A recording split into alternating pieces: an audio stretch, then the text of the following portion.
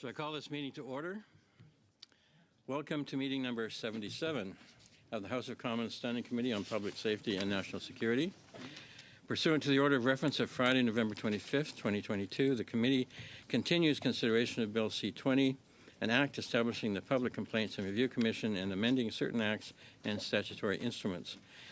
Today, the committee resumes clause-by-clause consideration. Today's meeting is taking place in a hybrid format. Pursuant to the standing orders, members are attending in person in the room and remotely using the Zoom application. A reminder that all comments should be addressed through the chair. Mr. Shipley. I have the floor. Yes, I recognize you. Thank you. Thank you, Chair, and hope everybody had a good weekend. And Chair, I'd like to move a motion that was put on notice last week. I'll read it out if I could, please.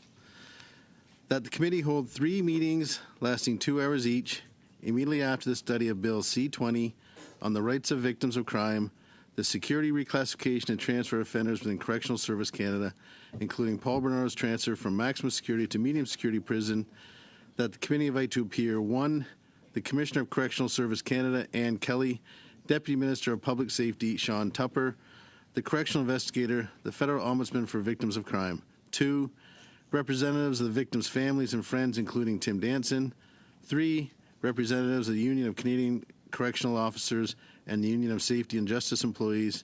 Furthermore, that the committee invite immediately the Minister of Public Safety and department officials to appear for 2 hours to discuss his mandate. Finally, that the committee hold a 1-hour in-camera meeting to be briefed on trauma-informed questioning of victims at committee in order to prepare to receive future testimony for victims. Thank you. And I would like to speak just very, very briefly to this. Yes. I'm hoping, Chair, that we've come to an agreement on this. There has been a lot of discussions. We have spent a lot of time on this. I think this covers, hopefully, everything from all sides have wanted, including some additions and deletions. And I have nothing further to say on it. I think we have other things to move on to, and I'd like to just see where this goes today. Thank you. All right. Is there any, Mr. Julian, go ahead. I'm sorry, Madame Michaud was first. Mr. Julian? Okay. Okay. Mais est-ce que vous avez votre main un peu? C'était pour autre chose. Okay. I appreciate Mr. Shipley basically representing the motion that the NDP presented at the last meeting as a way to get through the impasse that we've had over the course of the last month. Mr. Chair, you talked about we were resuming consideration of Bill C-20, but the reality is we have yet to consider one clause on Bill C-20, despite the fact that we've been working for over a month because of the Conservative filibuster.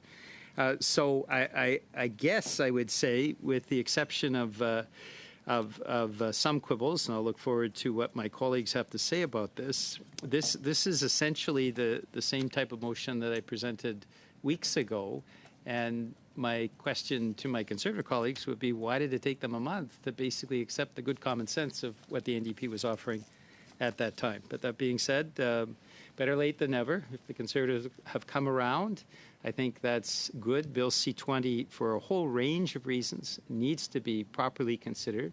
We've had witnesses that we've had to dismiss now repeatedly over the course of the last few weeks. The costs of tens of thousands of dollars to the taxpayers. They all have important work to do, and we've retained them here to basically hear a Conservative filibuster. If it's the consent of the committee to adopt this motion, then that is a good thing. I just regret that the Conservatives didn't see the light a month ago. Thank you, Mr. Chair.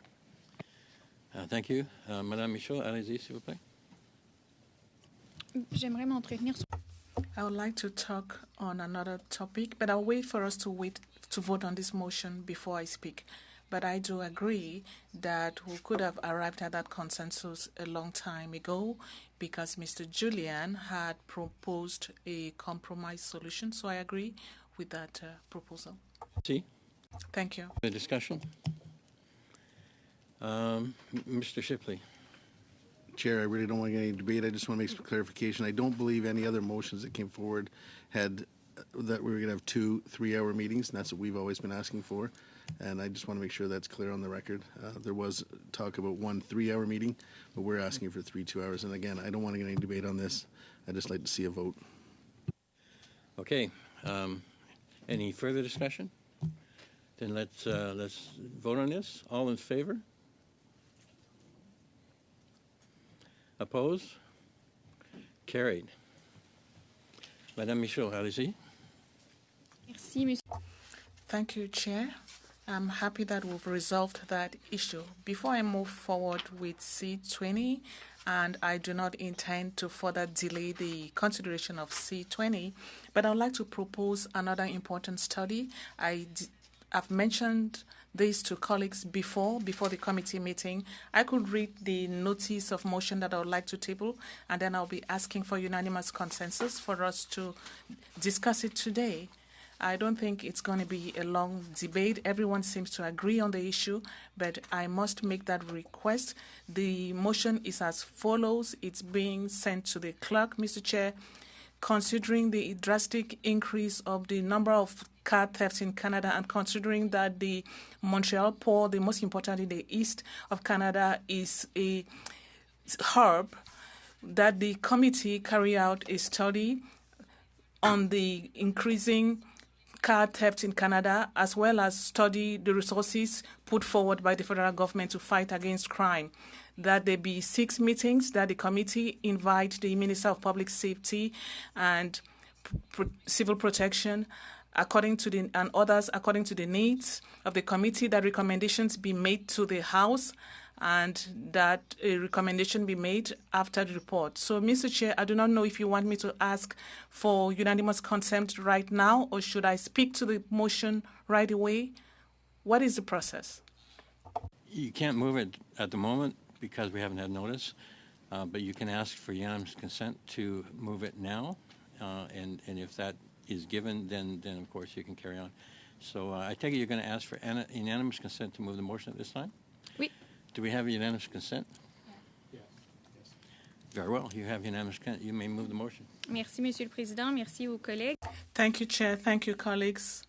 This is a phenomenon that is growing. As I said, the car thefts and car exports are increasing, and we are seeing this a lot in the ports of Montreal. In Quebec, 60% of cars are stolen from Ontario, and they end up in the Montreal port, and then they are sent to countries in Africa, Middle East, and Europe. Over the past few years, the phenomenon has doubled in Quebec. We're talking about 1,000 thefts a month. Insurance companies have lost have to pay out about $1 million in insurance premiums over the past year. Almost everyone is being affected. I think everyone here knows someone whose car was stolen. So the federal government has a direct responsibility. The CBSA is under the government, and according to the union, the agency is not making it a priority. So it's a low priority. Only 5 officials are at the Montreal port to go through the different containers. We are hearing about X-ray equipment that are not working half of the time. There's a lack of staff, lack of equipment, lack of desire, and lack of collaboration. Why am I talking about collaboration? A mixed squad was set up in March 2022. That special squad is made up of the SPVM, the Longueuil Police Service, the Sûreté du Québec, the RCMP, and Équité en Association, which is an association that studies car thefts. So the agency has refused to be part of this special squad, and they are the only ones who have the mandate that could request that containers be opened and searched. And they are not doing so in spite of the fact that they are constantly receiving information that some of these containers are high risk. So there have been reports made last week and over the weekend on this topic. The CBSA and the Public Safety Minister are refusing to answer questions from the media. So I believe that if we invite them to the committee, it would be an opportunity for us to ask them those difficult questions and to receive answers and to get answers from the government on how they intend to resolve this issue, which I see is a plague that some have described as a national crisis. I have talked with colleagues before the meeting. I think we have a tight schedule. I look forward to discussing C20. But if we could vote on this motion today and put it on the list of committee studies, we'll get there at some point. And that will be great because I think many Canadians are expecting responses on this file. I hope colleagues will be voting for this motion. Merci. Thank you. That's followed by Mr. Julian. Sorry, Mr. Chair, quick point of order. We have a member virtually. Has the motion been sent around to everyone? The email will be ready momentarily. Thank you. Mr. Motz, go ahead. Thank you, Chair, and thank you to my bloc colleague for the introduction of this motion. I support it 100%. We know that Ontario and Quebec especially have been targeted by organized crime. From last year to this year, auto thefts are up around 50% so far this year. 90% of them taken from Ontario and Quebec, they end up in the Port of Montreal. Each day in Toronto, there's over 50 cars stolen, and carjacking is becoming a greater risk as well. The public safety impact of that is significant, and I support this 100%. In fact, I think as part of this, we should also include the possibility of spending a day at the Port of Montreal to get a first-hand knowledge and experience from CBSA officials there to see what's happening on the ground. Thank you. Thank you. Mr. Julian? J'appuie pleinement ces motions. I fully support this motion, Mr. Chair. I'm very happy that Madam Michaud tabled it today. Here we are talking about something that is crucial. We are talking about fighting organized crime. And we're talking about the Montreal port, but we could have it in Vancouver and in other ports in the country. There's no inspections. This has an impact in dismantling criminal networks. No resources have been provided. The government has been very negligent on this. And over the past 20 years, we've seen a drop in resources allocated to ports. This also has an impact when we look at the security of people and all the contraband that arrives Canada, either through the Montreal port or through Vancouver. So I think that if we study this topic, it's going to be very important. We could go to the Montreal port and even to Vancouver. That will be also important to help us see to what extent we have not been serious. We've not taken this topic seriously. When you look at the number of inspections, criminal networks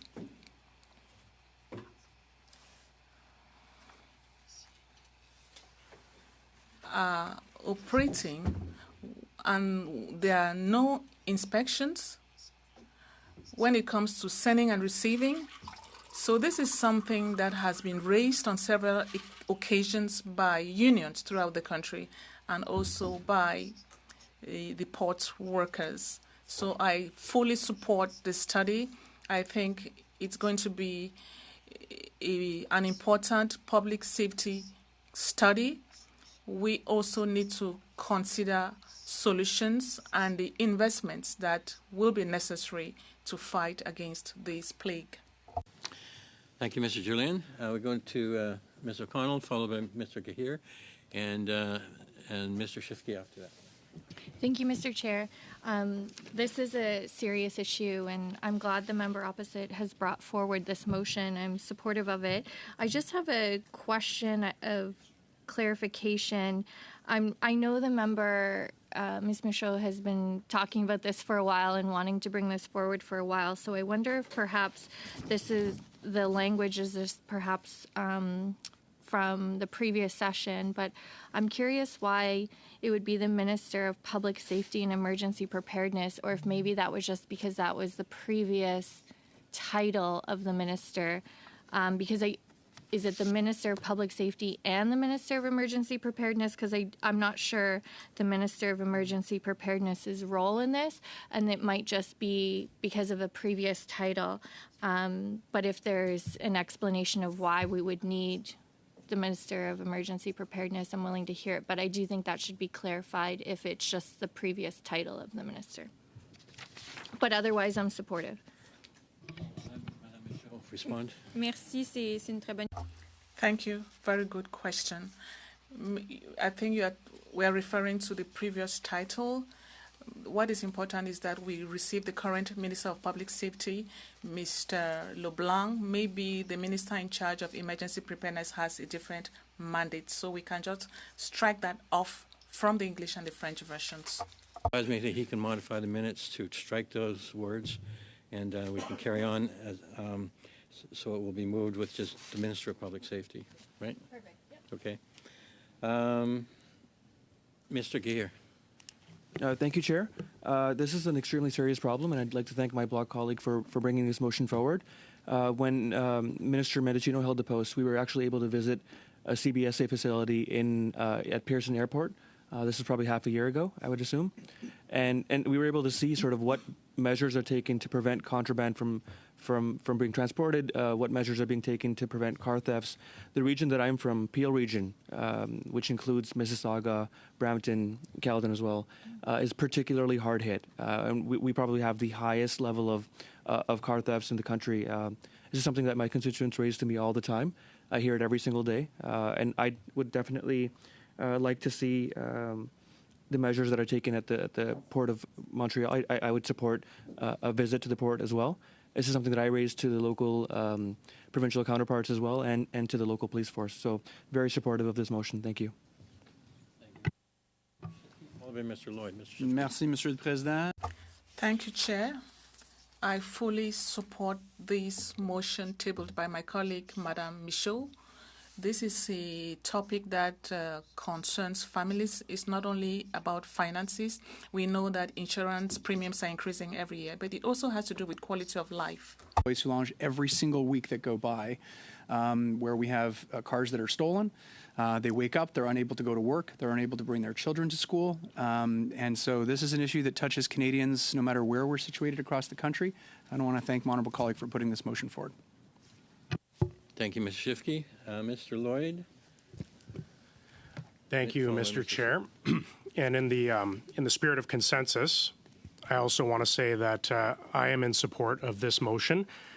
This is an issue that's actually quite personal to me, as my vehicle was stolen, and I did recover it thanks to the tracking technology that many companies are putting into their vehicles. Unfortunately, much of this tracking technology is subscription-based, and so if you don't pay for your subscription, you won't have this very important capability of getting your vehicle back. And so I think that's a very important part that we need to discuss about this, as well as the new technologies that can enable the retrieval of stolen vehicles, and also some of the points that have been made earlier. But this is a national issue because not only is this providing an immense amount of capital for organized crime, but it's also driving up insurance premiums for all Canadians, which is having, the cost of living crisis is very real right now. And the last thing Canadians want to see when their mortgages are going up and when their grocery prices are going up is their insurance premiums going up, so that they can use a tool that is very necessary for people to get to work, to support their families. And so I think that this is not only a public safety issue, but it's also an essential cost of living issue. And if we have the federal government come forward with a strong action plan to deter these vehicle thefts, and then I think we'll see a corresponding benefit to all Canadians through lower insurance premiums, through an enhanced feeling of safety in our communities, and perhaps most importantly, will do a significant damage to the financial capabilities of organized crime. So with that, I'll be very supportive of this. Thank you for bringing it forward to my colleague. Thank you, Mr. Lloyd. Mr. Shipley. Thank you, Chair. And just briefly, yes, I'll be supporting this also, and thank you to our bloc colleague for bringing this forward. I just had two quick things to add to this, and then I think we can probably move on after a vote. this is a very serious problem. I was astounded to find out that residents in Toronto are now putting up or installing their own bollards at the mechanical bollards at the end of their own driveways. Is the only way to keep their cars in their driveways, which is just astounding to me. The cost of those alone must be just astronomical, but that's what's going on. And I also heard further to that, they're actually, appears, I'm sure we'll learn more in our study, but an organized crime concern, and they're actually placing orders for what cars they want, which kind of shocked me a little bit. They want 6 of this car, 5 of that model, and they're just going out and almost like they're shopping for these cars. So it's a very serious problem. I agree with all of my colleagues have said today, and I look forward to, once we get to that study, hearing some more information on it. So I will be supporting this. Thank you. Thank you, Mr. Shipley. Seeing no more speakers, I suggest we go to a vote. All in favor of this motion? Opposed? Carried. Congratulations. Okay. Welcome once again to our officials.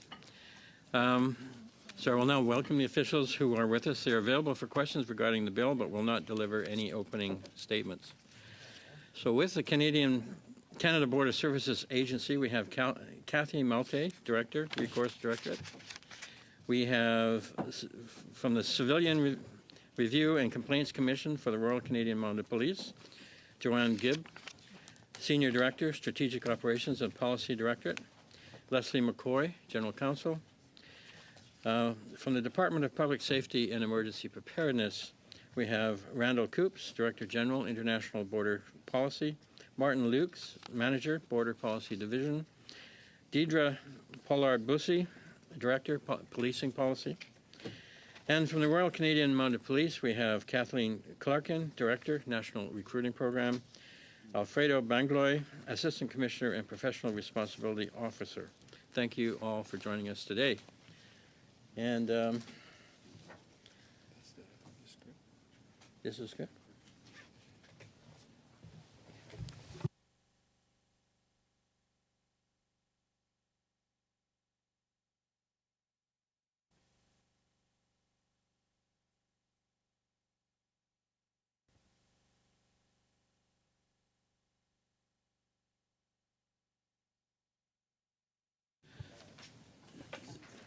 Do all the members have this? No. Okay. So I'd like to provide the members of the committee with a few comments on how committees proceed with clause-by-clause consideration of the bill. We have, many of us, gone through this before, but some of us are new to the process. I'm not going to read this whole thing. I'll just kind of sketch out some points. So this is an examination of all the clauses in order in which they appear in the bill. I will call each clause successively, and each clause is subject to debate and a vote. If there are amendments to the clause in question, I will recognize the member proposing it, who may explain it. The amendment will then be open for debate. When no further members wish to intervene, the amendment will be voted on. Amendments will be considered in the order in which they appear in the package each member has received from the clerk. If there are amendments that are consequential to each other, they will be voted on together.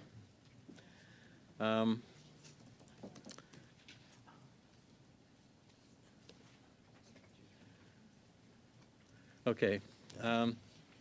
So in addition to having to be properly drafted in a legal sense, amendments must also be procedurally admissible.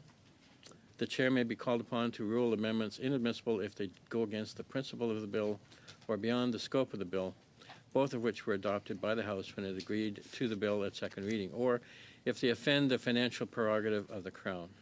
If you wish to eliminate a clause of the bill altogether, the proper course of action is to vote against that clause when the time comes, not to propose an amendment to delete it. Since this is a first exercise for many new members, the chair will go slowly to allow all members to follow proceedings properly. If during the process committee decides not to vote on a clause, that clause can be put aside by the committee so that we revisit later in the process. Amendments have been given a number in the top right-hand corner to indicate which party submitted them. There is no need for a seconder to move an amendment. Once moved, you will need unanimous consent to withdraw it. During debate on an amendment, members are permitted to move sub-amendments. These sub-amendments do not require the approval of the mover of the amendment. Only one sub-amendment may be considered at a time, and that sub-amendment cannot be amended.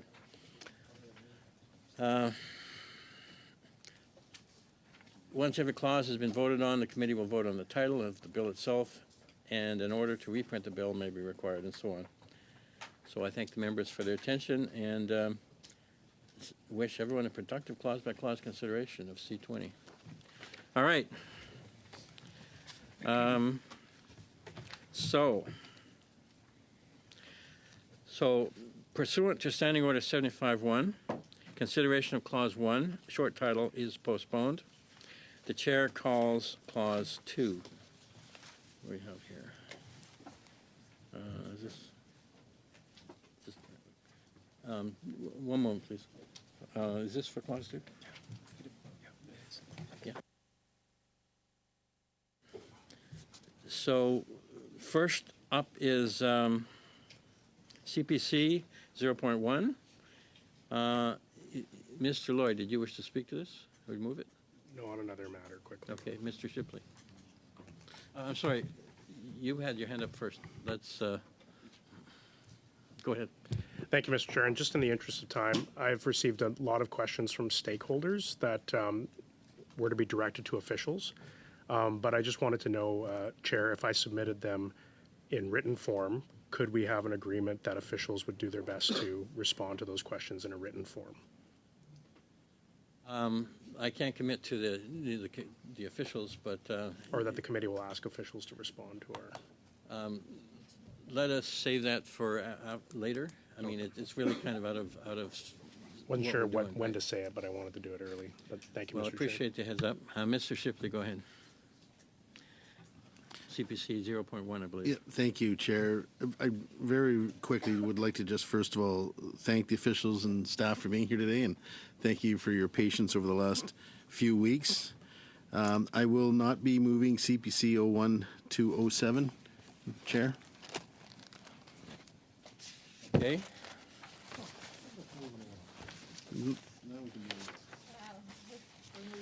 Okay. Everybody's smiling now. Look at us go.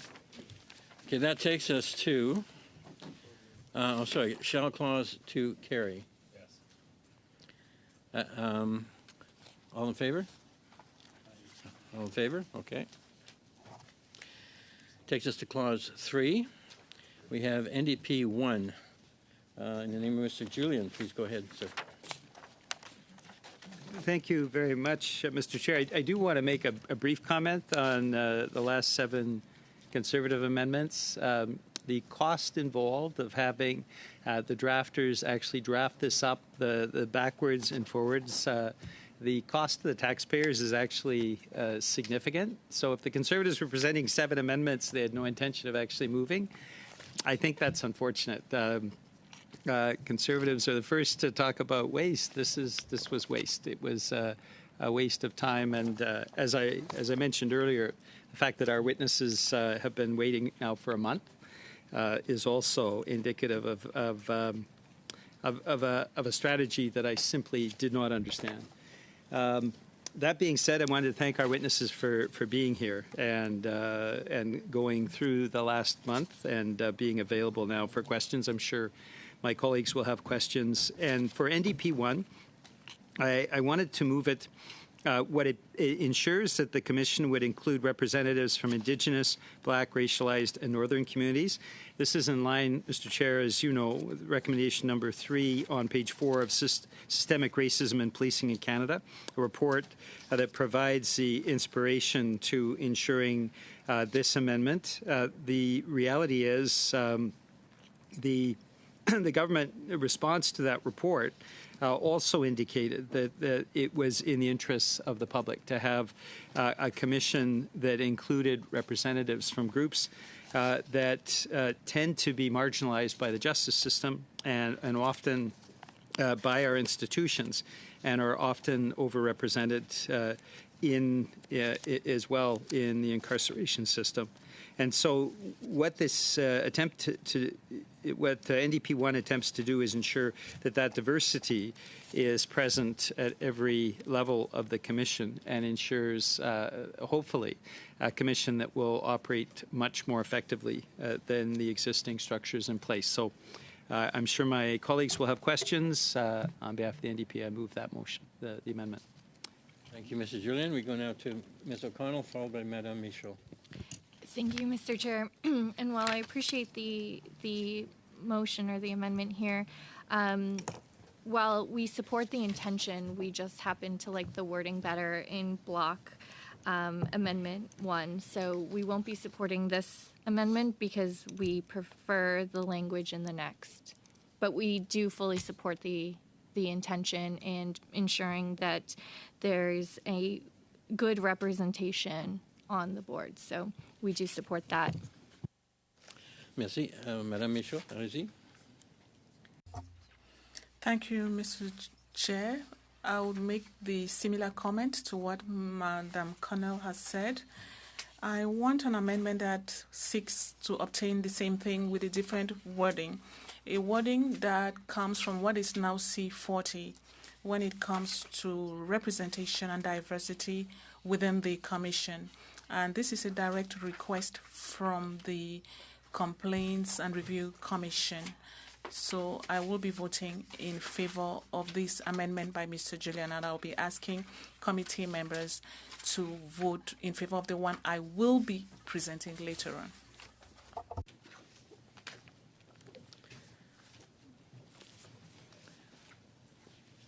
Just a matter of process, if we vote on this one, we won't be able to vote on block 1.1, right?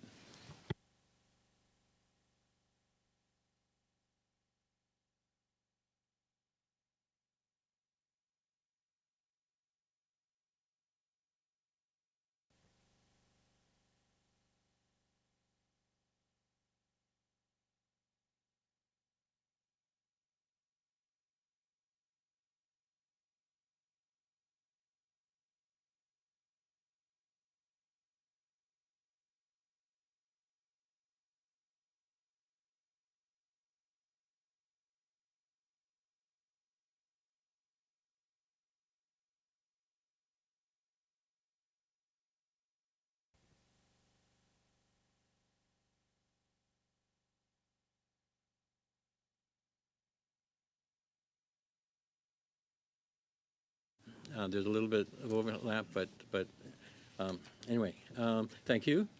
Mr. Motz, followed by Mr. Shipley. Thank you, Chair. I have a question to pose to the witness. Ms. Gibb, I believe, I'm just trying to remember testimony when we had this at committee for the study. While, as was indicated by Mr. Connell, the intent of this motion is certainly we support.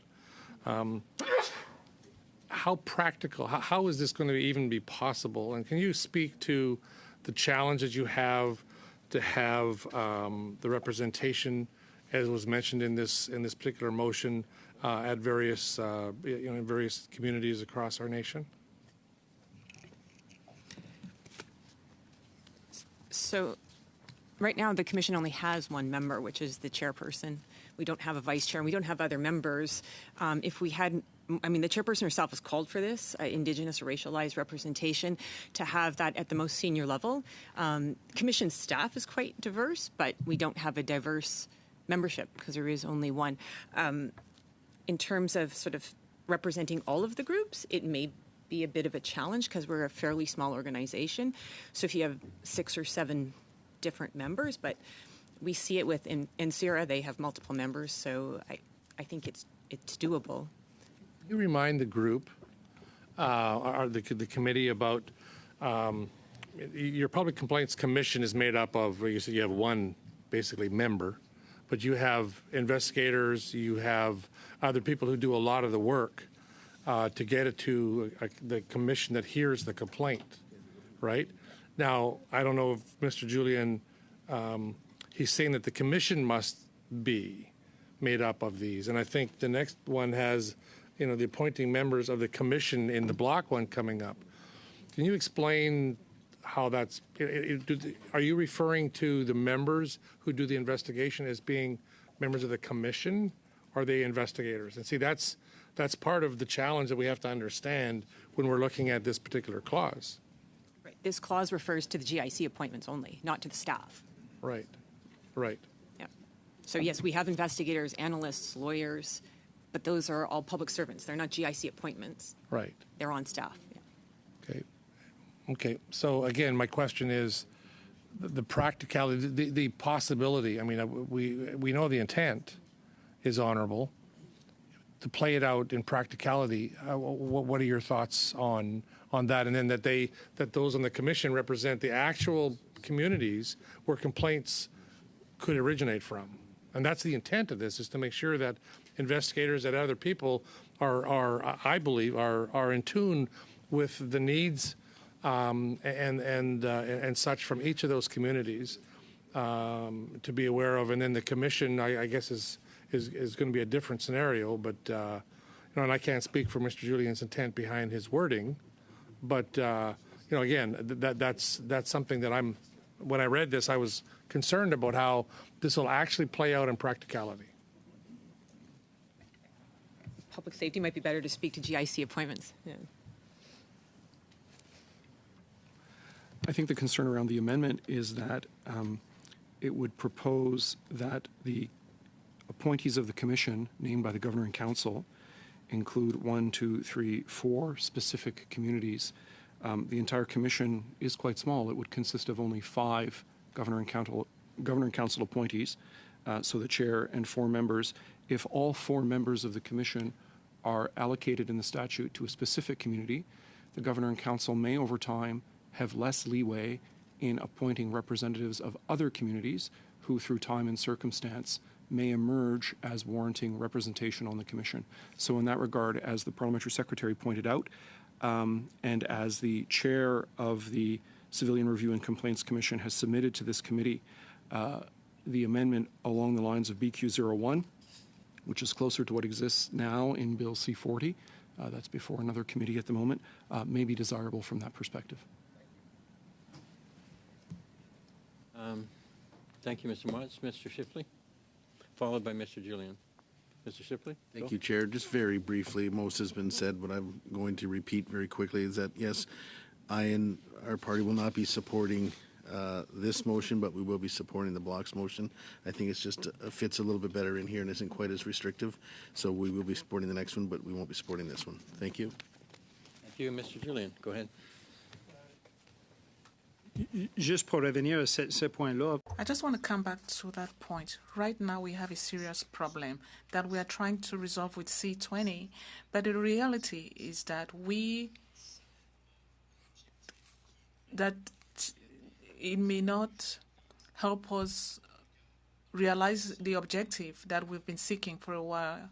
When we look at the problems that currently exist, if we have an approach where we could, even though we are not obliged to, appoint people from identified groups, in my opinion, that will not be as effective as setting up or adopting an amendment that makes sure that the representation is assured. Thank you, Mr. Julian. Seeing no more speakers, all in favor of this amendment? Mr. Julian's in favor. All opposed? Not passed. Defeated. That's the word I'm looking for. I was trying to be more positive somehow, but okay.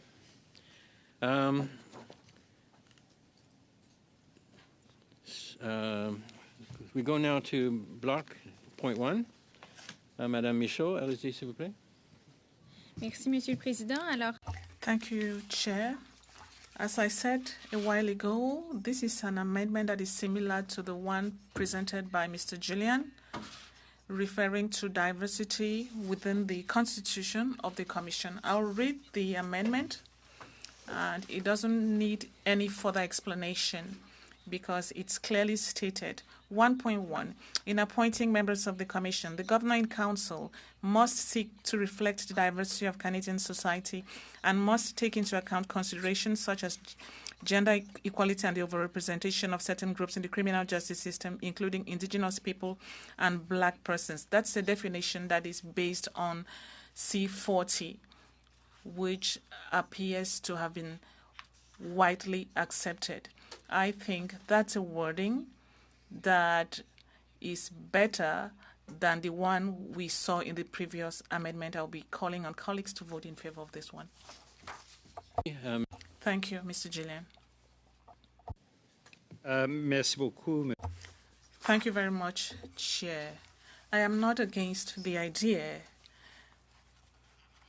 but it doesn't seem to help us attain an objective.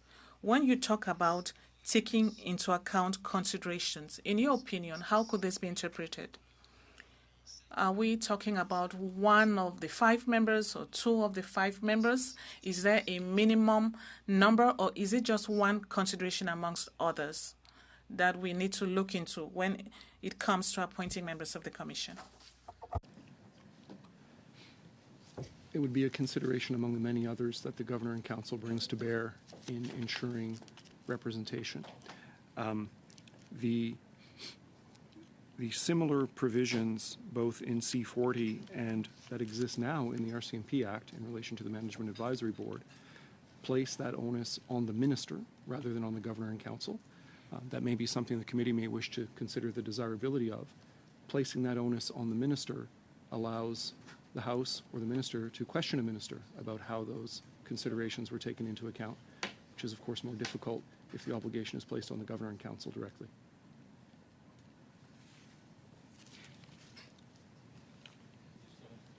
Thank you very much. So in your opinion, if we change the word Governor and Council to minister, would that be tighter language, stronger language? I think the committee may wish to consider that if it chooses to adopt an amendment like this, in the sense that it is consistent with what we find elsewhere for this minister's responsibilities, including for the RCMP, and consistent with government practice we are seeing in other bills, for example, in C40, where that position, that obligation is placed directly on the Minister of Justice rather than on the Governor and Council. It provides a committee with an individual who can be called to discuss it if it's necessary to inquire about what was considered in making the appointments. So, Mr. Chair, through you then, I'd like to propose a sub-amendment that we replace Governor and Council with Minister. Okay, so the debate shall ensue now on the sub-amendment. Did you wish to speak more to it, or? Oh, I think our witness has been very eloquent Okay. in this. What I seek to do is make the language stronger. This committee rejected the First Amendment. We're now on to a Second Amendment. I think it can be bolstered and rendered stronger, and so I would propose that sub-amendment in order to accomplish that. Very well, thank you. Mr. Gahir, the debate is now on the sub-amendment. Merci, Monsieur le Président. Monsieur... Thank you, Chair. Could Mr. Gillian specify in what part of the text the words should be added? Could he simply specify in French? Thank you.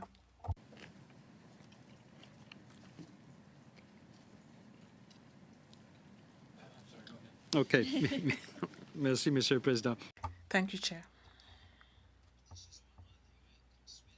The amendment would read as follows: when appointing members of the Commission, the Minister must seek and not the Governor and Council.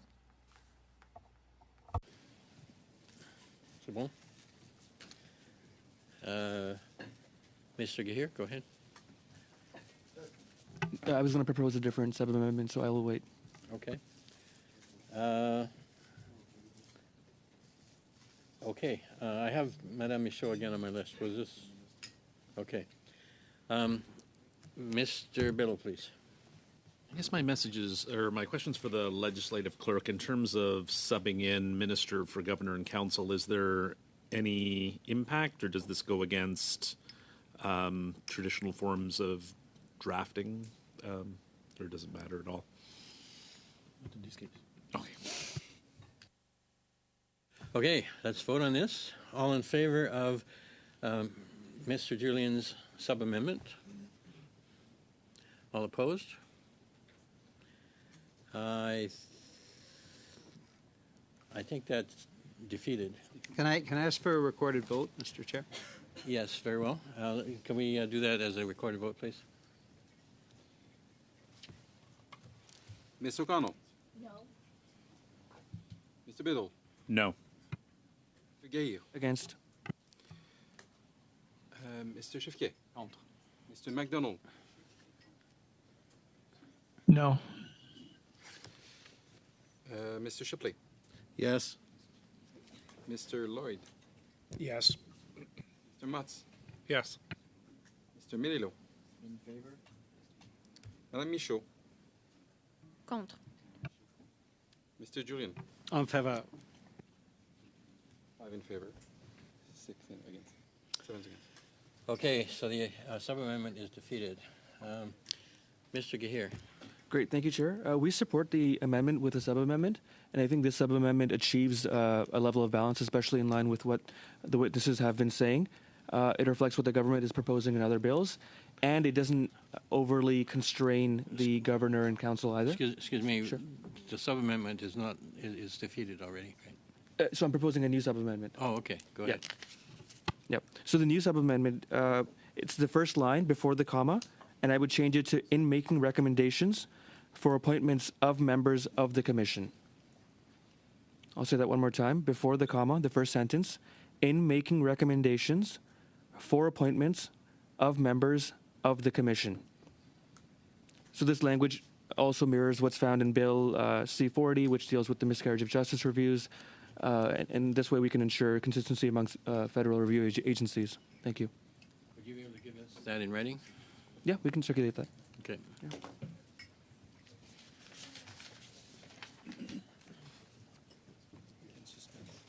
We can suspend.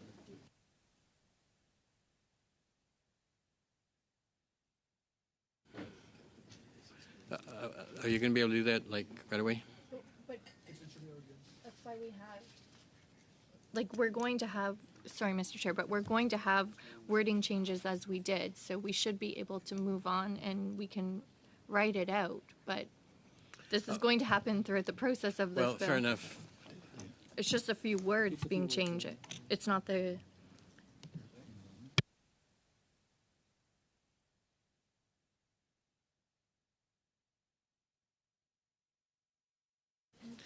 The legislative clerk is asking for this in writing so we can have it correct, right?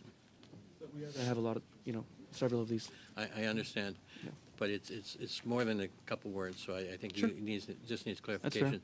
So, and did you need to speak to this sub-amendment further? No. Is there any other discussion on the sub-amendment? Mr. Julian? Thanks, Mr. Chair. I just wanted to ask our witnesses what they felt the difference of the sub-amendment would be for this amendment. What would be the impact?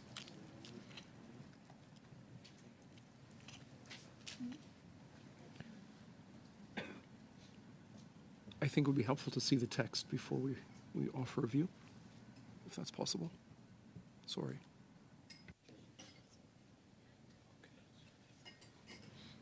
Should we suspend for a moment?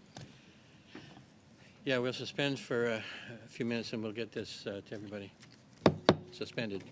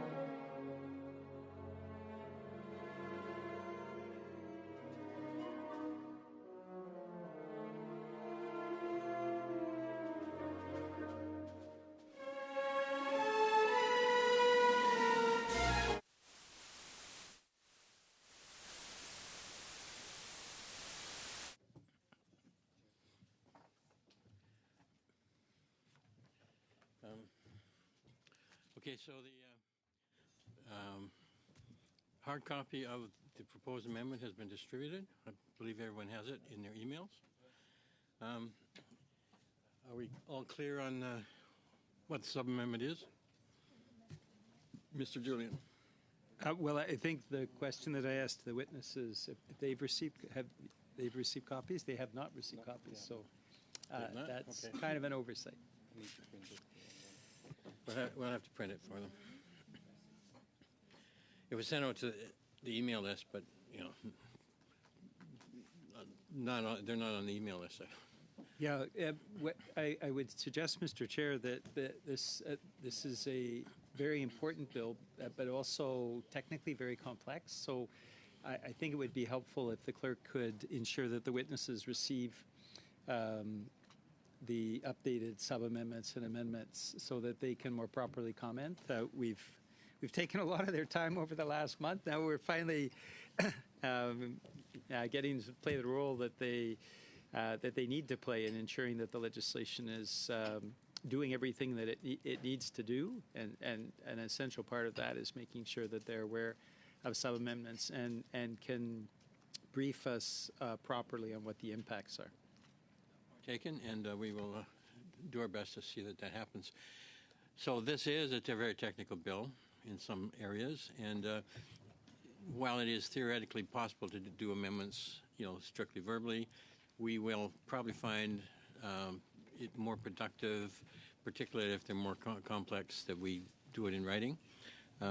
We'll do our best to make that happen.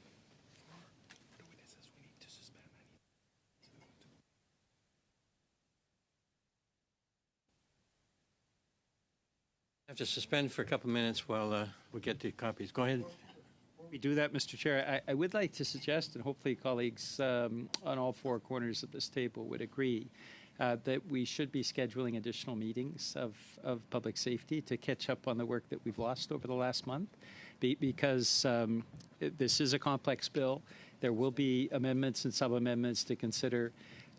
Each time we get to that point, it takes more time. I think we've also talked about a couple of studies that we want to do coming out of this.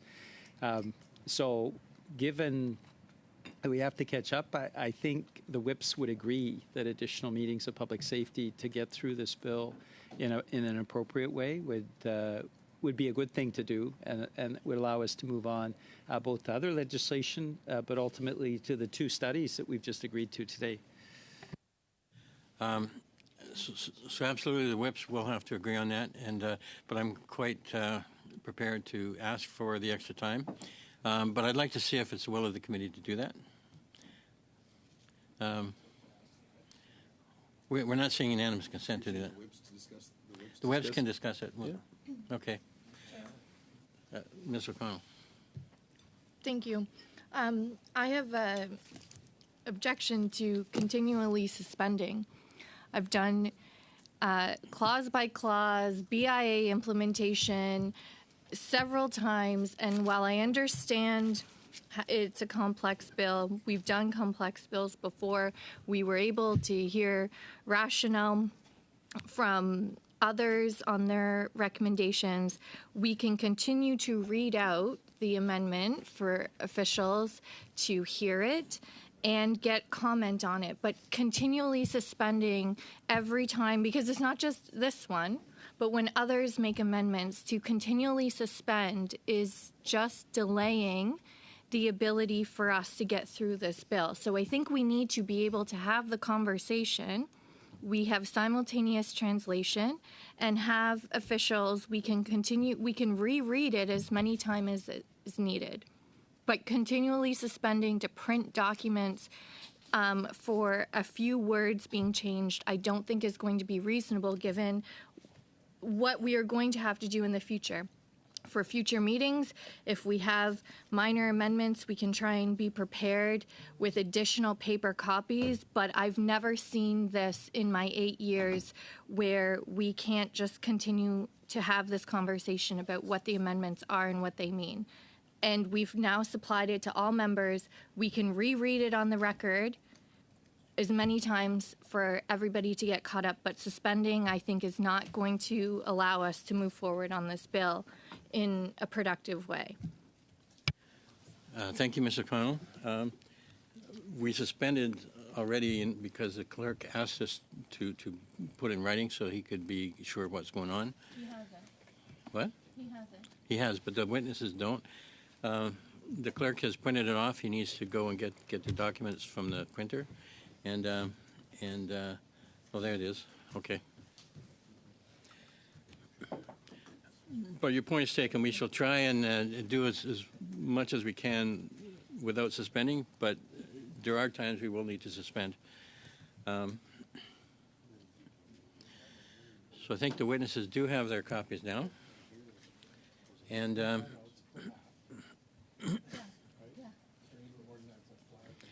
okay, so we are all prepared to carry on. So is there any further discussion on Mr. Gahir's amendment, sub-amendment?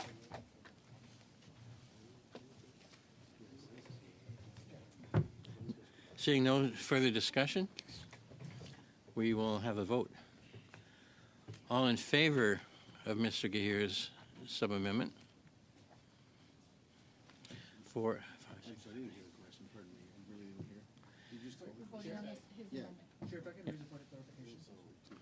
I'm sorry. So the vote carries. Mr. Chair, I had asked that question of the witnesses. I think it would be just good to have a very quick, if they're able to give it, reply on the impacts. Fair enough. So we'll let the witness answer, and then Mr. Gahir wanted a clarification. Okay. So if you'd like to respond to Mr. Julian's question, go ahead. I think we'd conclude that there is a risk as drafted that it confuses the role of the minister and of the governor and council. The text we have before us, in making recommendations for appointments of members of the commission, the governor and council must seek to reflect.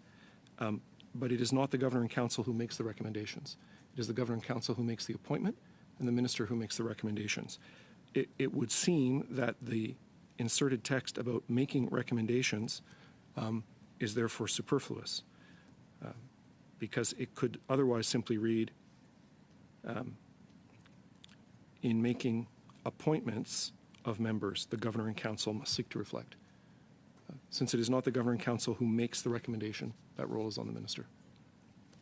Should have voted for my That's sub-amendment.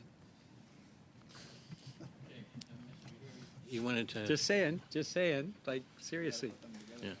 So Point of clarification. I'm open to changing the language of the sub-amendment to reflect what the Mr. Coops has said.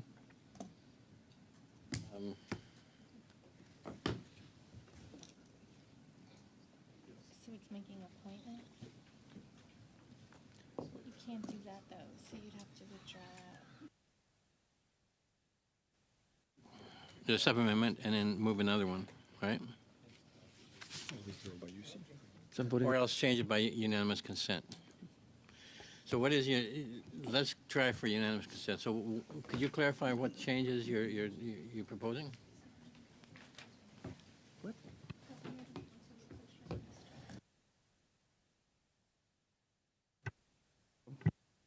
I seek the unanimous consent of the committee to change the language of my sub-amendment.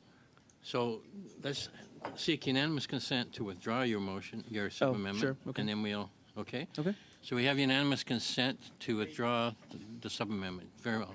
It is withdrawn. Now you wish to make a different amendment, Yep. sub-amendment. So we'll circulate the language, but we just need to replace governor and council with minister. That's a great idea. Wow. Somebody should have thought of that. If only you were a little louder, Peter. That's, Okay, are we all clear on that sub-amendment?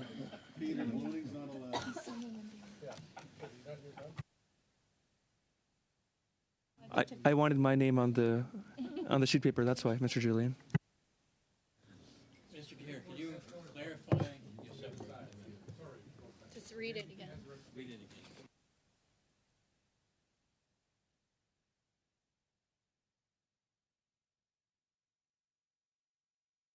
members of the commission, the minister must seek to reflect, and then you just continue.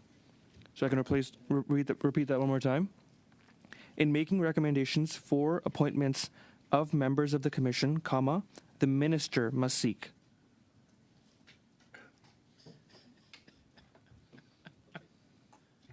Chair?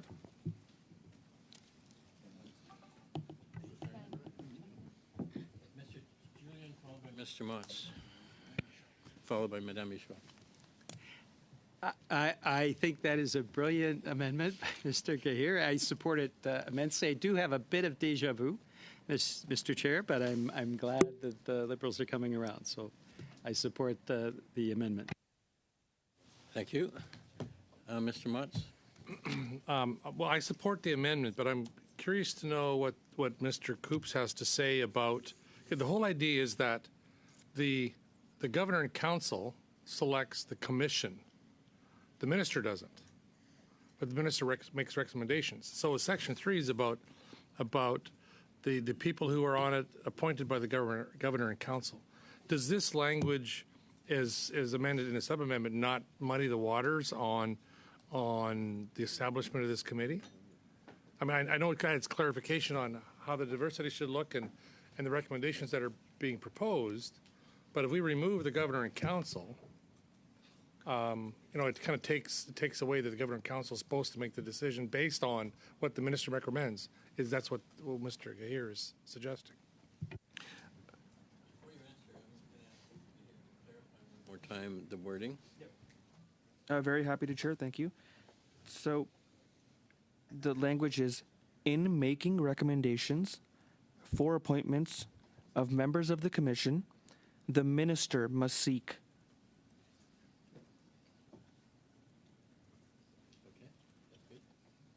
Mr. Cook, if you... Thank you, Mr. Chair. I think the amendment actually clarifies the roles between the minister and the governor and council in that it, by inserting new text, establishes an obligation on an individual actor, that is the minister, in making that recommendation that would then be considered for making the appointments by the governor and council in the clause before that. This recognizes the role of the minister and that a minister can be answerable for that. It also is consistent with other legislation, including the RCMP Act and C40, recognizing these are fairly new types of clauses. Right? It's only in the last few years that Parliament is adopting these. There may be some benefit in consistency around the duties of a given minister. Thank you for that. Yes, and my apologies. I was under the impression that initially that it was 3.31. It's actually going to have this language added to it. It's actually a new subsection under 3, which makes total sense. So thank you. I appreciate it. Madame Michaud, allez-y. Juste pour être certaine. I just want to be sure. I had the impression that Mr. Copes had told Mr. Julian a while ago that the words that had been added were too many and that it would be necessary to replace governor and council and use minister instead. Now, with this sub-amendment, he wants to maintain in making recommendations for appointing members. My understanding of what Mr. Copes is saying is that we should leave it as is and only replace governor and council for minister. So it will be as follows: in appointing members, the minister must seek to. Am I correct, Mr. Copes? Or is it necessary to add the words at the beginning? I understand that in the current form of the sub-amendment, it is correct. It respects the role of the various parties.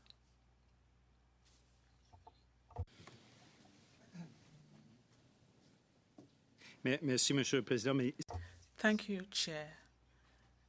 That's exactly that. We are talking about two different roles. The Public Complaints and review commission is appointed by the Covenant Council, but in another clause, that's not what I understood. We're talking simply of recommendations that come from the minister. So these are two different functions that are being combined in a way that would make these recommendations stronger. These recommendations that came from the bloc and from the NDP a while ago, notably, gender equality and overrepresentation of certain groups in the criminal justice system, including indigenous peoples and black persons, would be taken into consideration. This is very important. So we are adding two elements that are making the bill stronger than it was before. So I'm happy with that because I find it important. I find it an important improvement to the bill. Thank you, Mr. Julian. Any further discussion? Seeing none, let us vote on Mr. Gahir's sub-amendment. All in favor? All opposed? Seeing none? Carried.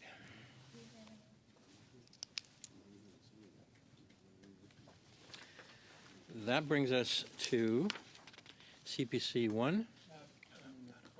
Mr. Chair? Mr. Julian? We haven't voted on block 0.1 yet. Correct. Thank you. I'm getting just so enthusiastic about moving forward here. Is there any further discussion on block 0.1 as amended? Seeing none. All in favor of block 01 as amended? And opposed? Carried. Thank you, Mr. Julian. Now, we are at CPC 1.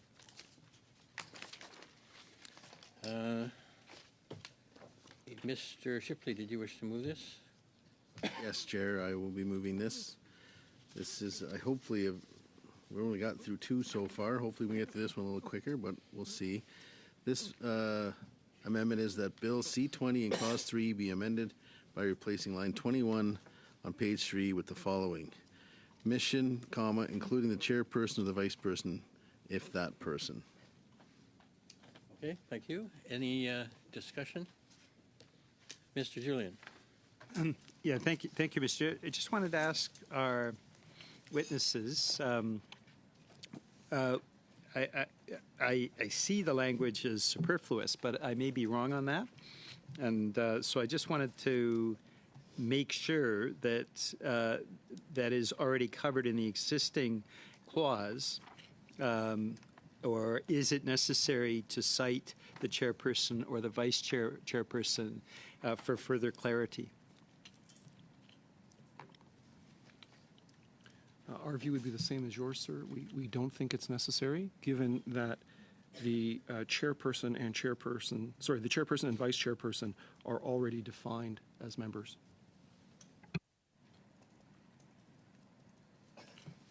Any further discussion on this amendment? Mr. Shipley? Yeah, just if you feel it is that way, we just felt that they were maybe not considered as members and wanted to make sure of the language of that. The definition of a member includes them explicitly throughout the bill. Seeing no further discussion, all in favor of CPC 1? All opposed? Carried.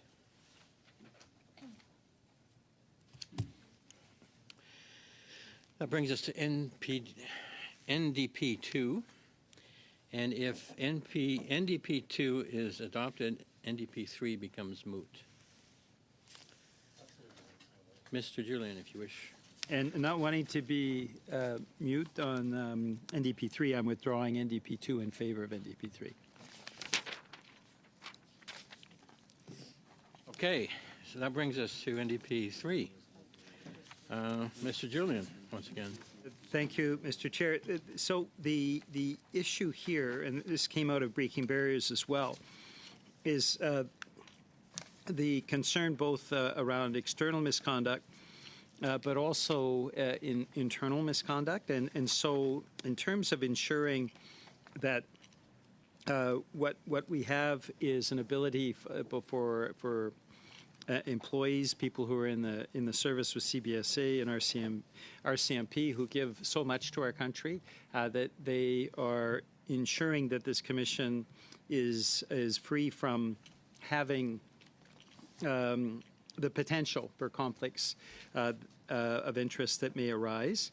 And so what NDP 3 endeavors to do is including a member of the immediate family of a member as defined in Section 2.1 of the Royal Canadian Mounted Police Act, immediate family having the same meaning as in Section 33 of the Canada Labour Standards regulations, just to ensure that we've already adopted a clause that makes it clear that a member of the Commission can't be a member of the RCMP, but immediate family as well, I think potentially could give rise to that conflict of interest. We need, on behalf of RCMP officers, CBSA officers, to ensure that there are no potential conflicts of interest, and that's why I'm moving NDP 3. Thank you, Mr. Julian. Any comment? Ms. O'Connell? Thank you, Mr. Chair. Could we just ask officials here to explain or to talk about if that is an issue or not, this amendment? Whomever is qualified to answer that question. We think the amendment may raise some concerns in the sense that, as defined here, not only a former member of the RCMP, but their children, grandchildren, and others would be ineligible from being members of the Commission. That would seem to unnecessarily restrict the pool of Canadians who are eligible for consideration. It would also create a sort of intergenerational ineligibility where a person may be ineligible from being appointed to the Commission because an ancestor who may no longer be alive, who they may never have met, may have served in the RCMP or CBSA. And that may seem to some to be an unnecessary restriction. Following up on that, thank you. And through the chair, in addition to this, I'm assuming that part of the commission would have, and finding these appointments would have someone with a pretty specific background or skill set, correct? And that limiting finding that individual or individuals would be problematic, because this isn't just probably anybody that would be appointed to the commission, that there is a skill set that would be looked for. Is that a fair assessment as well? That's correct, and it has been difficult from time to time to fill positions on review bodies, given that the pool of qualified applicants can be very small. And would there be ways, for example, if somebody did have, let's say, a family member that served at one point, to put in a screen or to put in some sort of process so that, or disclosure, so that if there was a perceived conflict of interest, that could be established. However, it's not a disqualifier altogether. Can that process, or does that process already exist? There is a process for public office holders to be screened for conflict of interest and to declare matters to their commission to which they're appointed that they may not be best suited to sit in consideration of.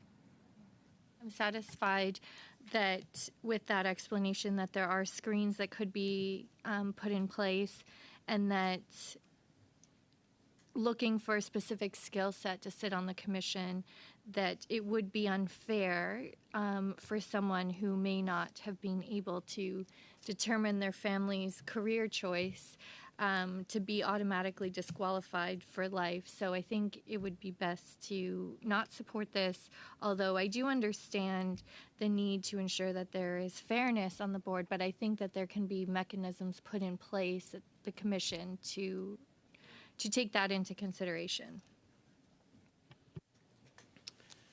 Thank you. Mr. Lloyd, please. I guess my question to maybe to Mr. Julian is what's the intent of this this amendment? Is the intent to prevent a conflict of interest in the case of somebody being a member and having a living member of the RCMP that there could possibly be a conflict of interest? Or is this about weeding out an entire group of people from consideration who have had any sort of familial connection to the RCMP? Just wondering if we can get, like, what's the intention of this here? Thank you. Well, the intention is, as I stated, to avoid both for internal misconduct investigations and external, to avoid that conflict that could occur, which is already very, very clearly referenced, is or was a member of the Royal Canadian Mounted Police. That is something that is already ensuring ineligibility. Having an immediate family member, I think one could consider the potential for a conflict of interest in that regard as well. So the bill already explicitly states that that's something that could be a concern. That's why we're looking to look at it from the standpoint of the immediate family that's already defined in the Canada Labour Standards Regulations, Section 33. Okay, seeing no further speakers. All in favor of NDP 3? All opposed? Defeated.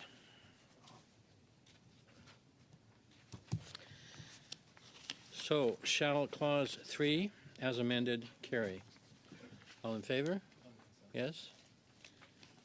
Carried. Shall clause 4 carry?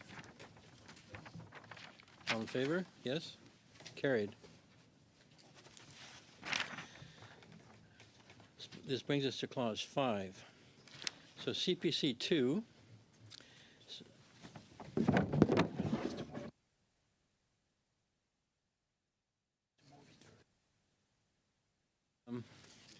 So CPC 2. Thank you, Chair. I will move CPC 2, that Bill C-20 in Clause 5 be amended by adding the line 30 on page 4 in the following 1.1. For the purposes of this Act and the regulations, the chairperson has all the powers of a peace officer conferred under an Act of Parliament or the common law. Thank you, Mr. Shipley. So the Chair's ruling on this is Bill C-20 establishes the Public Complaints and Review Commission and amends other acts and statutory instruments. The bill states that some powers are given to the Commission and that the chairperson of the Commission has the rank and all the power of a deputy head of a department. The amendment seeks to give to the chairperson all the powers of a peace officer, which is a new concept that goes beyond the scope of the bill as adopted by the House at second reading. As House of Commons Procedure and Practice, 3rd edition states on page 770, an amendment to a bill that was referred to committee after second reading is out of order if it is beyond the scope and principle of the bill. In the opinion of the Chair and for the above stated reason, I rule the amendment is admissible. Yeah, I hear you. Okay, shall clause 5 carry? Yes? Carried. On division, you say? On division? Okay. This brings us to clause 6, CPC 3.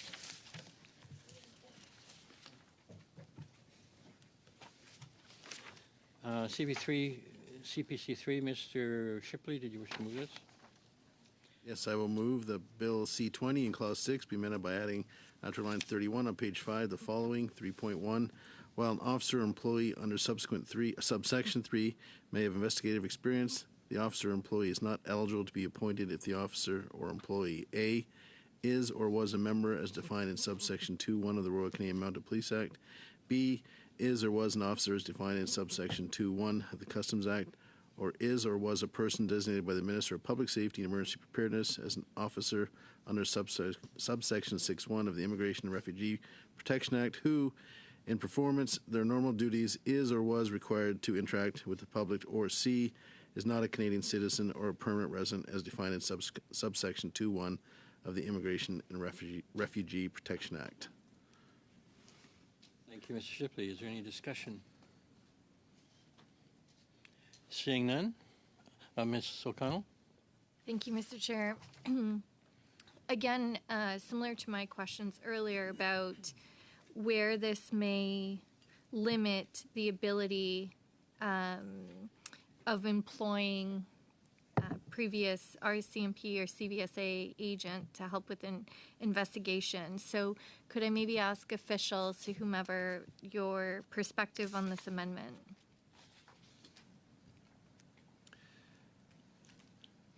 Thank you. I think we would offer the view that while it may be necessary and desirable to impose those kinds of limits around members of the Commission, it would be less desirable to impose those limits on staff or employees of the Commission. Excluding any former RCMP or CBSA members from being employed by the Commission risks depriving the Commission of expertise and knowledge in specific areas of practice of both of those agencies that it may be in the public interest for the Commission to acquire.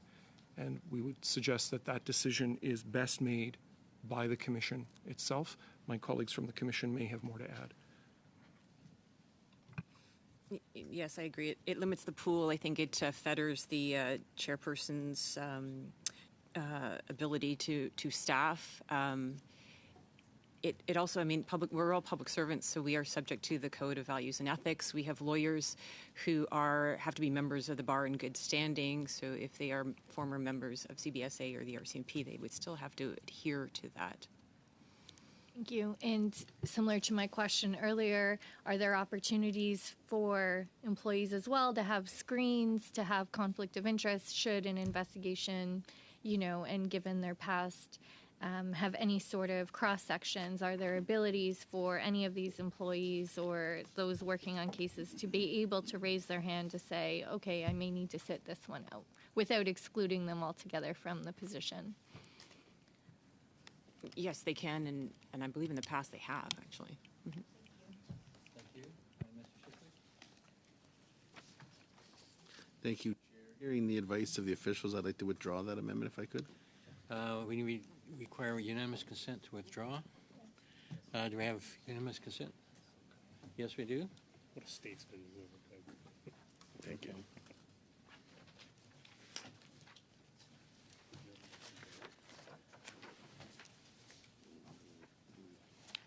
Okay, this brings us to CPC 4. Mr. Shipley, once again.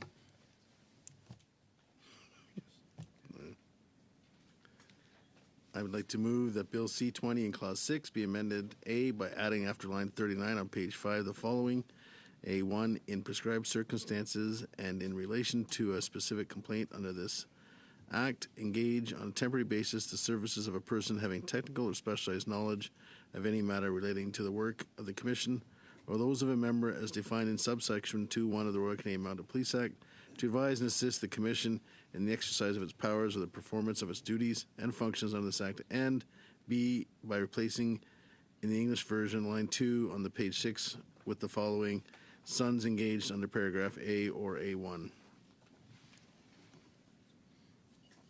Point of order. Mr. Gayer on the point of order? Who's got a point of order? Mr. Lloyd. I think this amendment might be moot, considering the previous amendment didn't pass, so I think it might be. Did you wish to withdraw the amendment? If I get unanimous consent, we will. Do we have unanimous consent to withdraw this motion? Yes? Okay.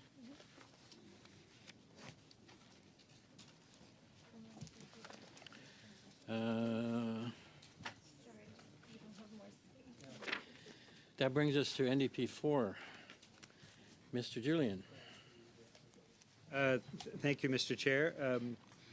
Similar to NDP 3, what this seeks to do is ensure no conflict of interest, including the member of an immediate family having the immediate family having the same meaning as in Section 33 of the Canada Labour Standards Regulations. I think the committee was fairly clear in its intent on this, but wanted to move the motion for the amendment just the same. Sure. Mr. Moss? Thank you. I would suggest that this is moot, again, based on a decision and a vote previously on almost the exact same language on another area. But it's, again, the same thing, that we're limiting a pool, and I would think that we should vote against this or withdraw it. Thank you, Mr. Motz. We have any further, Mr. Gahir? We tend to agree with Mr. Motz. This is in line with NDP 2 and NDP 3 to limit who can be employed. We run into the same issues of like a child of an officer, would be prevented from ever providing technical assistance to the review agency. So we tend to agree. Okay. Any further discussion on NDP 4?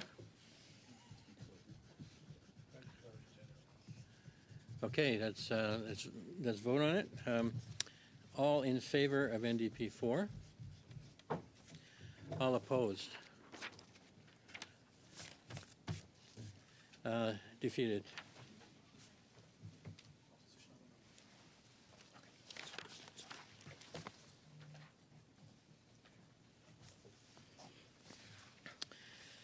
Okay, shall clause 6 carry? Yes. Carried. Shall clause 7 carry? Yes. All in favor? Yes. Brings us to clause 8 and NDP 5. Mr. Julian, please. Mr. Motz will be happy to learn I'm withdrawing NDP 5 in preference for NDP 6. Thank you. That brings us to NDP 6. Mr. Julian. Thank you very much, Mr. Chair. The issue of service standards is something that has been raised regularly, I think, by labor representatives who've come here on behalf of the employees. The reality is investigations take months, sometimes years, and so we need to have service standards that are actually have some teeth and ensure that that there is a timely resolution to concerns that have been raised and complaints handled both by the RCMP and by the agency. So what is suggested through this process in NDP 6 is that essentially the Commission, the RCMP, and agency must deal with and resolve complaints made under this Act within the year after the day on which the complaint is made. It also provides some scope within any longer period the Commission considers appropriate, but it does set a line in the sand in terms of what the service standards should be. This is something both for internal complaints and for external complaints obviously would make a difference because, as we know, Mr. Chair, justice delayed is justice denied. And so I move NDP 6 to put in place those minimum service standards that still gives the Commission the ability to prolong past that date as needed. Thank you, Mr. Julian. I will note that if NDP 6 is adopted, CPC 5 and CPC 6 cannot be moved due to a line conflict. We go now to Mr. Motz. Thank you very much, Chair. Well, I appreciate the concept of or the need for service standards, and it's absolutely necessary that there be time limits on how long investigations can go before decisions are made, or even reporting back to complainants and victims, etc. But what I don't think is necessary, and I'm really concerned about, is having unions involved in decision making at the Commission level. I think that concerns. It requires complaints to be dealt with. As I said, that's important, but establishing, collective bargaining agreements in that process, to me, would be somewhat problematic, in my opinion. And so I would, like I said, while I agree with the idea of a standard, which is what we're getting at in CPC 5, I believe, moving on. It certainly removes any idea that our unions are involved in the Commission's work, because that could be construed as being somewhat of a conflict as well. Thank you. Thank you, Mr. Motts. We go to Mr. Gahir. Thank you, Chair. I'm also concerned about the 1 year mark of whether it's actually sufficient for the resolution of complaints. I know that the bill also contains codified timelines as well. So my question to the officials is, how would the 1 year time limit affect complaints or systemic reviews?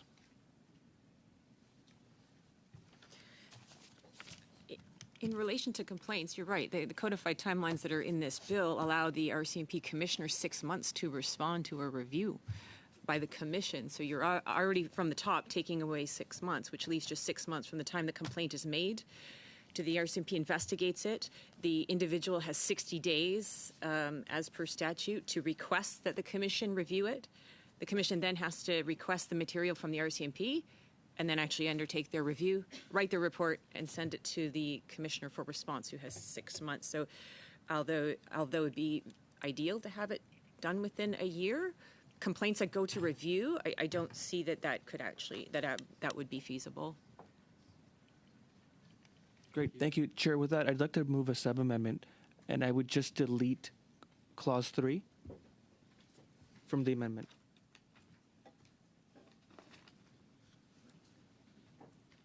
Clause 3 from NDP 6. Yes. Yes.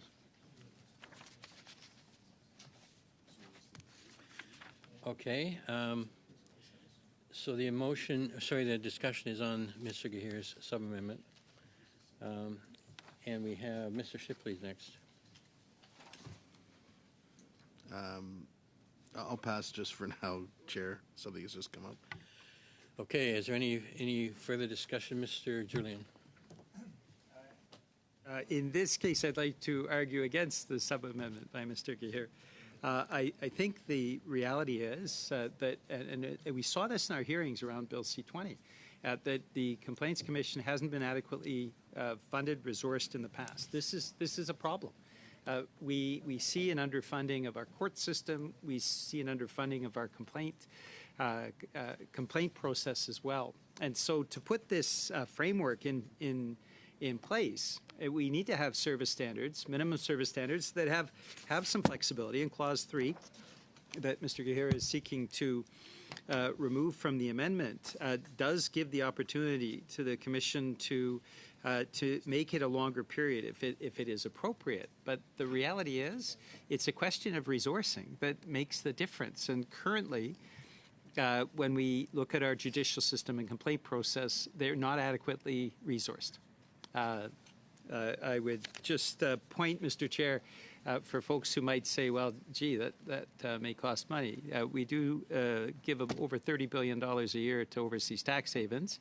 That's tax money, according to the Parliamentary Budgetary Officer. There are resources that should be allocated to this. And if we want a complaints commission that works effectively, both for the public, for CBSC and our CMP employees, we need to have some minimum service standards that are established that are meaningful. And a 1 year period is a long period of time, but it is by no means exaggerated, and the Commission does have the opportunity to prolong that if it chooses to. So I would argue against the sub-amendment. I think that the reality is a 1 year service standard is something that should be contemplated, absolutely, and should be resourced. And the reality is, I think if this bill passes without that service standard, we are going to see these complaints prolonged unduly. And again, I will cite that justice delayed is justice denied. Thank you, Mr. Julian. I'd like to clarify Mr. Gahir's sub-amendment. We really need to accomplish what you're trying to do, to remove subparagraph E from the committee, from the NDP 6. I apologize. Chair, that's right. Okay. Yeah. All right. Is there any further discussion on Mr. Gahir's sub-amendment? Mr. Mott? Well, I'd like to ask the officials, either the RCMP or Ms. Gibb from the commission. Well, I agree with Mr. Julian of the need for service standards to get investigations looked after appropriately. In a timely way as much as possible. We heard during the study that some of these investigations have taken a considerable period of time. That I mean, my office has received complaints over the years from members of my constituency who have complaints before the commission, who complain about the length of time it took to hear anything back, and so I support that. And I'm wondering. We heard evidence at the committee about a lack of resources that is going to make this problematic. We know that the financing that's been allotted to this new improved commission for including the CBSA with the RCMP is woefully inadequate funded from the opinions of the commission, and I would tend to agree. But with this particular amendment. Sub-amendment that was made, are we, I'd like to get a perspective from you, Ms. Gabe, if I could, on your perspective of the sub-amendment and whether it fits and whether, again, because we're looking at the CPC, 5 and 6 that follow, talking about service standards as well, and whether, we are in line with the realities of this. If we put a timeline in here that's 6 months from or a year from, and I know you can go and they can ask for an extension. I get that, but what's the reality that we should be looking at as a committee so that there's a proper guideline for you to follow in the act to do your work? I think it would be helpful to distinguish what part of the complaint process we're talking about. If we're talking about the investigative part on the front end, in first instance, which most complaints are done by the RCMP has an internal service standard for the investigation, which is 90 days, not a year. But if we're talking about a complaint that goes from the time it's filed to the time that the commission reviews it, in the instances where there's an interim report, so where the commission is not satisfied with the way the RCMP handled the complaint, or a report is sent to the minister and to the commissioner, and the commissioner then has 6 months to respond, those instances meeting a one-year time frame is, I won't say impossible, but would be a challenge when the commissioner himself has 6 months to answer our report. So it would have to be filed, investigated. The commission would have to get the 60 days the individual has to request that review, do the review, write the report, and send it to the commissioner, who then has 6 months. So if you want to sort of parse out which complaints we're talking about, that might be helpful. So that's the part we have to clarify, because I think even around this table, the thought is that once a complainant makes a complaint to the RCMP or to the CBSA, the clock starts. But that's not necessarily the case, as you described.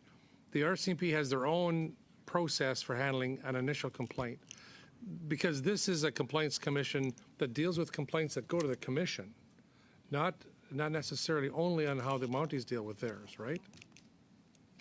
All complaints come to the commission. We're the point of intake. They can be made at a detachment, but the RCMP will then send that complaint to us, and we do the intake, and the chairperson has the discretion to decide if the RCMP will investigate or if we investigate. Right. So then are the timelines in this act, so that, let's say the commission gives it back to the RCMP to deal with. Are the timelines in this act then are incumbent upon the RCMP to follow? Or do they have their own act inside they have their own timelines inside their own act?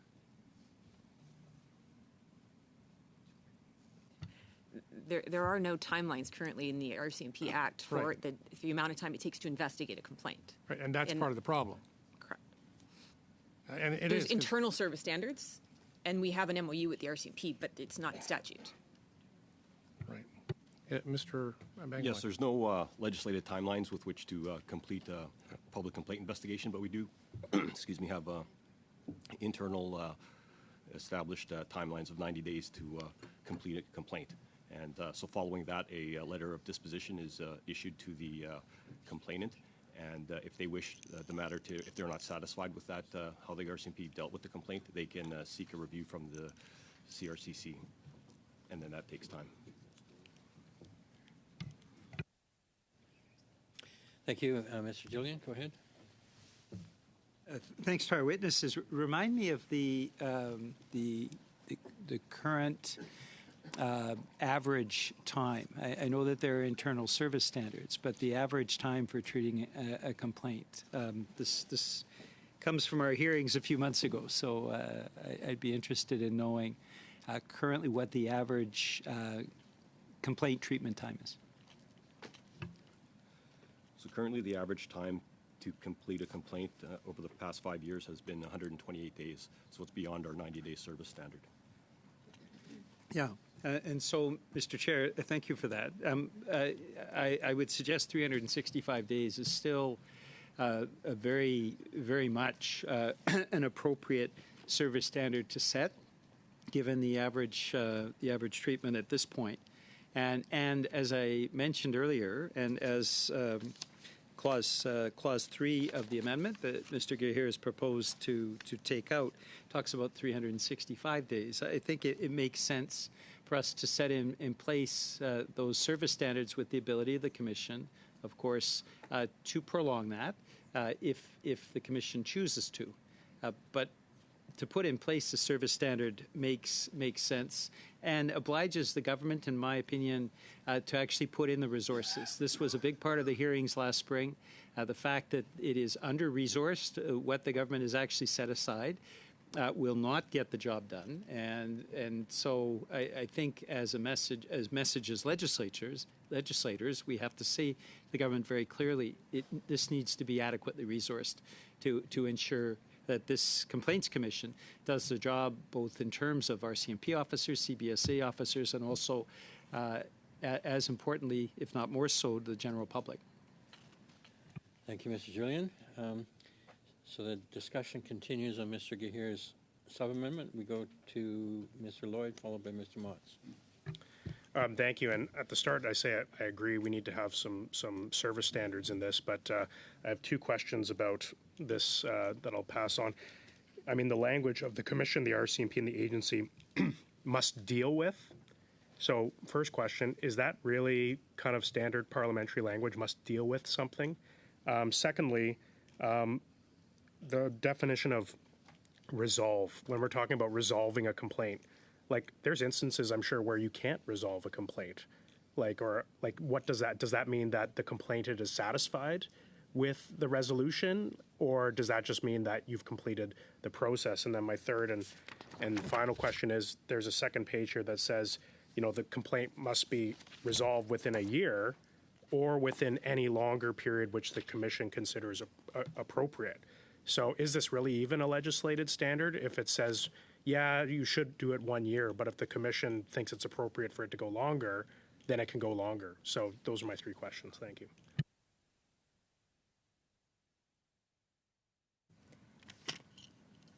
I won't speak to the standard parliamentary language. I'll let public safety deal with that one. But in terms of resolution, no, it means that it's completed in my mind. It doesn't mean that the individual may be satisfied. A lot of times I'm sure they're not satisfied, but it has come to its full conclusion, and so therefore it's resolved. And to your point, sort of giving the Commission discretion, certainly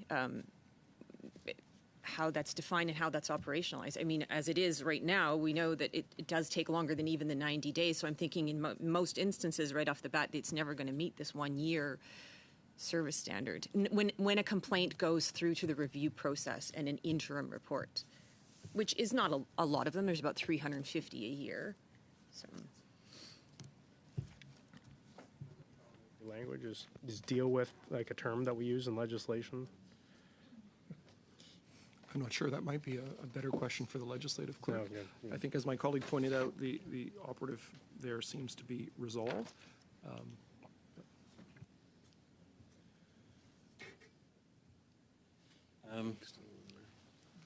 The legislative clerk language? Okay. Okay. Okay. We go to Mr. Motz now. Thank you. I just want to clarify again. ACOM Bangalore, you said that 128 days is your 5-year average for resolving complaints. Now, generally, or having them dealt with. That's a 5-year average for the complaint investigation to be completed. Right. But then, if it goes to the commission yet, then you have to add the commission's time onto it because you reinvestigate in some circumstances, right? So to get to Mr. Julian's point, sometimes the reality is, and I can speak to this from experience, is you are not going to complete an investigation inside of 6 months. Yeah, and 128 days is your 6-month mark, or 4-month mark. But then if the commission gets a hold of it then and follows through, which is what this legislation is kind of about, it can go on another 6, 8, 10 months, a year or more following that. So what would you, I mean, when you came to committee, Ms. Gibb, there was conversation about, what your service standards were, what your averages were once you got a complaint, not what the RCMP had, but once you got a complaint. What would you think is reasonable from a commission's perspective on having a regulated a service standard on investigation completion, and resolution is a different story. To me, when you have a complaint and you've investigated it and you've passed on your findings to the complainant, if you will, there's a process after that many times to follow up and have some sort of a resolution beyond that. You've completed your investigation, and the complainant knows what your investigation result is. Should we be separating those two? Because it extends the timeline for resolution. If we're using the word, we're going to resolve it. An investigation is one thing. Letting the complainant know at the end of an investigation is another thing. And then having the complaint resolved completely. The complainant doesn't have to be satisfied, as you said, but having it resolved completely can take another extension of a timeline. So what would you suggest the language be that that meets the expectations of the community we're here to serve on these issues of complaints with the commission? I think having a service standard for the investigation of a complaint by the agency, so by the RCMP or CBSA, in that first instance would be helpful. The commission has its own service standard. Once we get the complaint on review, we have our service standards. We have to report annually to Parliament on whether we meet those service standards, and the process is already so well established.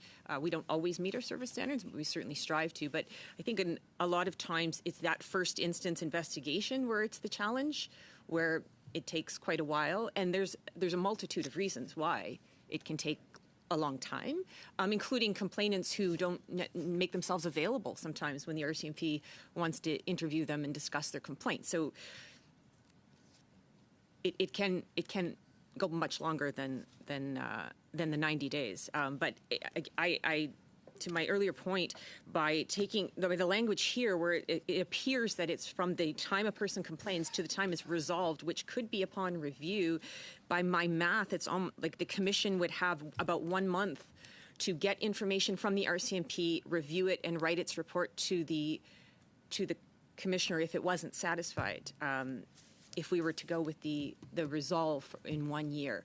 But if you parsed it out and perhaps exclude complaints that are on review, so just that initial investigation to get the complainant their initial response might be helpful. So now we've talked about the RCMP.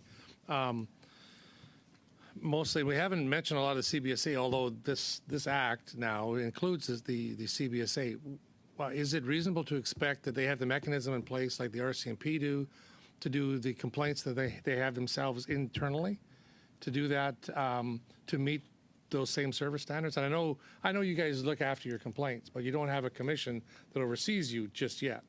So what is your service standard again? If you can remind us again of what the CBSA investigative service standards are, and whether you can meet something similar to what the expectation is of a service standard for the entire resolution of a complaint.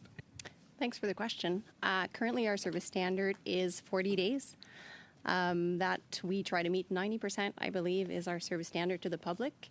So there's 2 service standards. There's a 14-day service standard for first contact with our complainant, and then there's a 40-day service standard for completion of the investigation and I'm going to say resolution. Again, not necessarily satisfactory, but the resolution of the complaint that it is finished.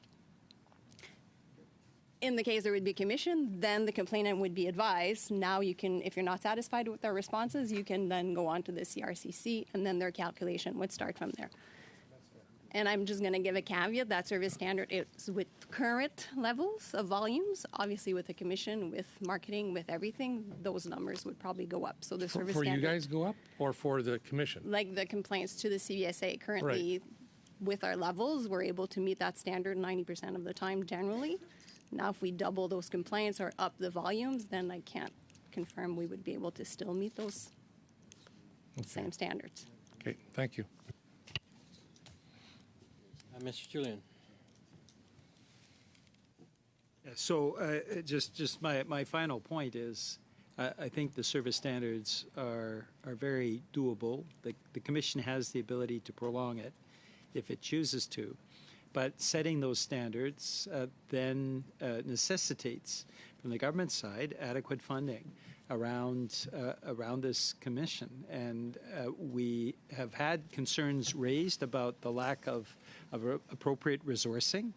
I think this sends a signal from the committee and ultimately from Parliament that this commission, to work properly, has to be adequately resourced, and a one-year performance standard that can be extended is an appropriate measure to ensure that the standards and that justice is not delayed in the case of complaints that come through the process. Thank you, Mr. Julian. Are we ready to vote on Mr. Cahir's sub-amendment? Yep. All in favor of Mr. Cahir's sub-amendment? 5. All opposed? 1 opposed? Carried. Okay. So we now go to the Mr. Julian's amendment as amended. Are we ready to vote on this? All in favor of Mr. Julian's amendment as amended? All opposed? Carried. Okay. Okay, so I think it's a good time to adjourn. I'll note for the CPC, you guys are up next. CPC. What's that? It's passed. So is 5 and 6 are gone then? Oh, wait a minute. Oh, yeah, that's right. They would be because it was carved out of. Oh, yeah, so NDP 6 cannot be moved because of 5. Sorry, I'm confused. NDP 6 has carried, and CPC 5 and 6 cannot be moved. You're right, sorry. I'm not sure of that because the service standards were taken out of NDP 6, and so I think that there is scope for CPC 5 and CPC 6 to be considered. I believe the problem was a line conflict, and removing. Yeah, I thought that if CBC 5 is adopted, then CPC 6 can't be moved due to a line conflict. So it's my understanding we have to deal with 5 first. So the conflict still remains. So that brings us to actually the end of Clause 8. Let us vote on Clause 8. Shall Clause 8 carry as amended? I think CPC 5 and CPC 6 can still be considered, and that's in Clause 8.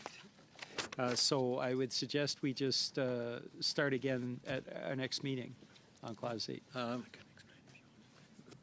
So we'll sort this out here, and we'll carry on from where we left off in the next time around. And that being said, thank you all. Thank you to our officials once again for being with us. We look forward every time. And we are now adjourned.